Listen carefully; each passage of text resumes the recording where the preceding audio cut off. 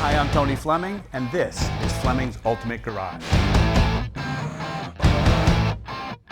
Hey, thanks for joining us on today's video. You may be seeing what could be the future of collectibles, and I say that for this reason. You know, this one here, 73 Corvette, not as collectible as, say, you know, a 427, 435 tri-power car, but those cars are astronomical in price in comparison. These cars here are where maybe those cars were 30 years ago. For instance, this one here, this has the original 454 in it, matching numbers, okay? Has the original Turbo 400 in it, the correct rear end. It's originally coated as a medium blue metallic paint, okay, car? And then it has some awesome options on it on top of it. So this car probably during its time was very expensive. And it may actually be the most expensive Corvette they could build at the time, because I don't know if there's anything missing off of here. I'm sure there's something option-wise, but as we go through it, you'll see that it's pretty amazing. Anyway, come on up here. I wanted to show you just real quick, if I could. I love the color of this. Like, check this out. I wanted you to be able to see, like you can see the guy's time in the paint. How shiny and deep blue metallic that is. Medium blue metallic is the color it's called. It's got these great call outs on the hood with the 454, all right? We're talking about the last of the last. You know, we're talking about an Endura front bumper car with the last chrome bumper in the rear for 73, which makes these things, I believe, to be the collectible cars to get. So one of the things too, which makes them even better, is the fact you could drive this car. First off, it makes a lot of power. Don't let anybody confuse you by the horsepower call out on a 73. They may have changed the way they rated the cars, but it's virtually the same power as 70, 71, and 72. So don't let all these people say, oh, they're emission and they're smogged out, they make no power. Not true. It's the way they rate the cars that really was the difference, okay? Anyway, also too, this is kind of cool. Like you jump out of work and you decide that it's a beautiful day. In 30 seconds, T-top is off. You throw it in the T-top bag that we have for you that's in the back here, okay? And all of a sudden you're rolling down the road convertible style. And it doesn't take a long time to do it either. You can also throw the T-tops up here if you wanted to. And it just changes the whole look of the car. Now look at this car now.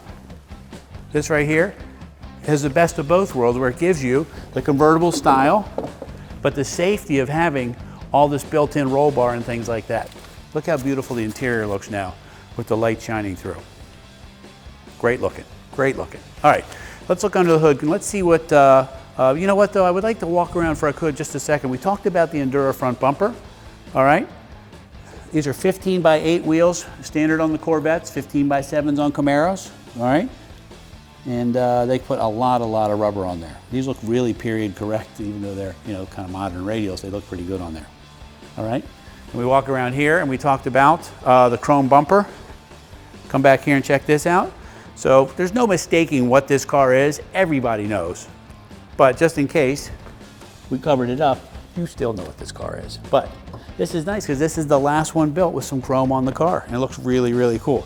I love these exhaust tips. I've always loved them as a kid. I always thought that they were just so big, and it's like, didn't matter what engine was in it, it looked like it just had an enormous amount of power. This luggage rack right here is also removable. So you can take this off, and they sell some plugs for it, and just plugs the small holes that are left over if you don't like it on there. It's just part of this car. Just part of those options that I talked about having so much equipment on it, all right? All the decals and call outs and things like that, really nicely done. All right, now what we care about, you know what, I want you to hear that sound. You know what that sound is? That's the sound of the key-in buzzer.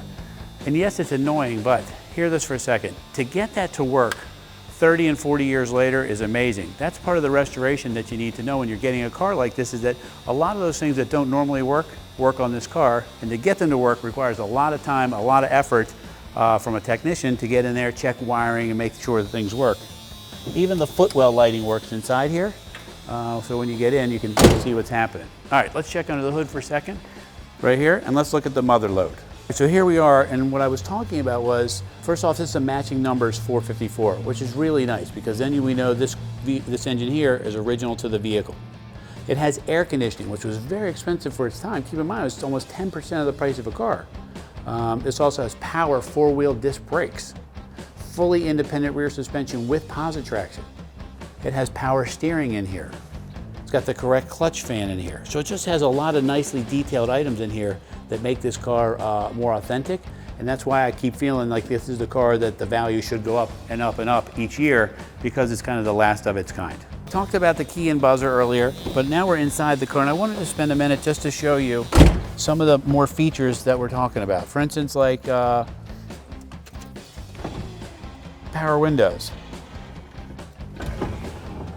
This is leather, this is not vinyl, so this is the deluxe interior with the upgraded door panels, upgraded console, stuff like that. Check this out, tilt steering wheel, which is really nice to have, especially in a Corvette. This has telescopic steering. All that stuff is optional.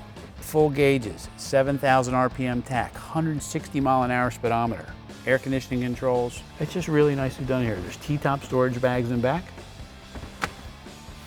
I don't know, for me, first off, I love the color. Second, I love the big block. Third, I love the AC, the power windows, all that stuff. Just really nice. But anyway, how about I start it for you so you can hear what it sounds like?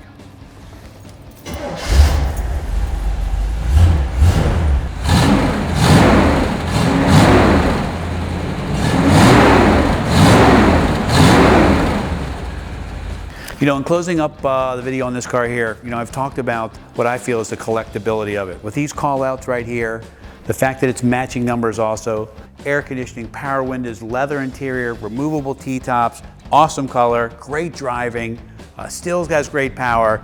This is one of those cars that's still reachable by so many people and could become, you know, this could be the future of your kid's inheritance or maybe a college fund. Anyway, call us 301-816-1000. We'll tell you all about this Corvette 454.